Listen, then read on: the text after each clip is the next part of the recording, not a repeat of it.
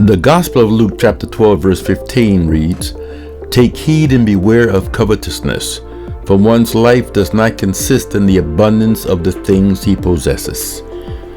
When Jesus spoke about money in Scripture, he wasn't trying to ratchet up the treasury. Jesus' teaching on the subject is that nothing clogs our spiritual arteries more quickly than money, either working to have a lot of it or wishing we had. While in the midst of the crowd, there was a man who brazenly asked Jesus in Luke chapter 12 verse 13, "Teacher, tell my brother to divide the inheritance with me."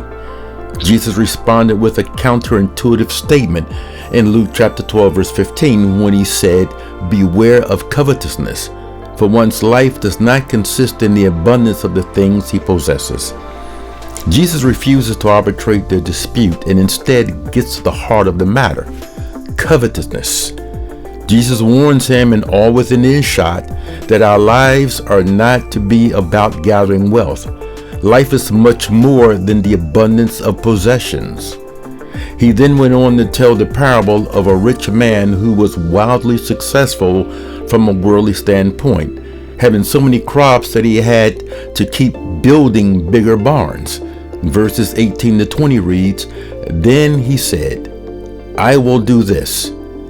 I will pull down my barns and build larger ones, and there I will store all my grain and my goods. And I will say to my soul, Soul, you have ample goods laid up for many years. Relax, eat, drink, be merry." But God said to him, "You fool, this very night your life is being demanded of you.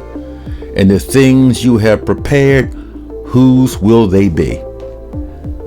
In God's eyes, this man was a fool, not because he was rich, but because he was not rich towards God. He left God out of the picture.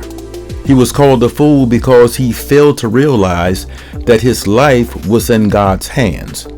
While he was planning carefully for his comfortable life on earth, he failed to prepare a plan for eternity and store up treasures in heaven, as spoken of in Matthew chapter 6 verse 20.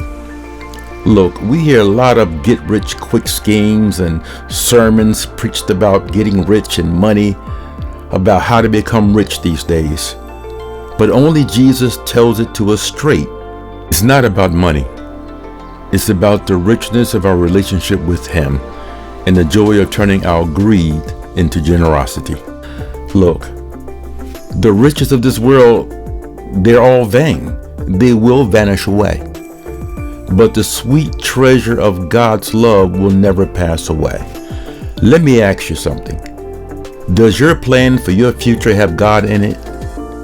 You won't want to be called foolish by Him at the end of your life. And that's your spiritual vitamin for today.